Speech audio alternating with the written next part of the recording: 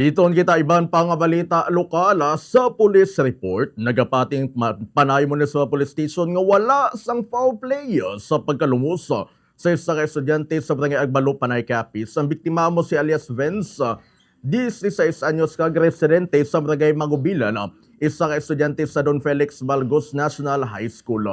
Sa interview sa radyo kay Police Captain Eric D. Ocampo, officer in charge sa Panay Municipal Police Station, igin payag nga nag-try out ang biktima kaupod ang iya mga coach kag mga team sa volleyball antes sini nagpauli. Suno kay Dio Campo, ginambalan pa ini sa mga residente nga hindi magtabok apang nagdesisyon ini nga maglangoy na lang agud kuhaon ang barutos sa piyak nga bahin sang suba. Samtang nagalangoy ini, kaya na sa tunga-tunga hinali na lang ini nagsinggit sang tabang sa mga tao agud.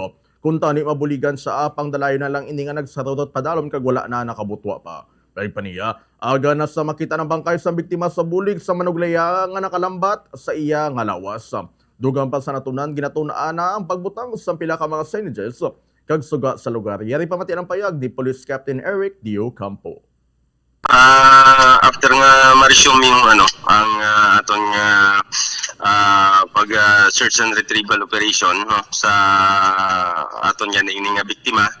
Kaya ginasangaga mga alas 5:52 sa aga nakita ini siya pamagi sa ang nakakita sinisiyang ang mga nagapanglaya to bala ma'am kay may mga nagapanglaya so agin try nila balang ilaya then amo tong nasikop sa sanglaya kaga nakuha sa dito sa idalam sang tubig aga dito na nga part sang barangay Magubilan na part banda. Wala gid sang foul play kay may witness gani kita ma'am, may mga witnesses kita nga muna gani nga ginbilin niya pang iyang bag kagang iyang sapatos sa piyak kay gusto niya langoy ang baruto sa piyak ba naman para karga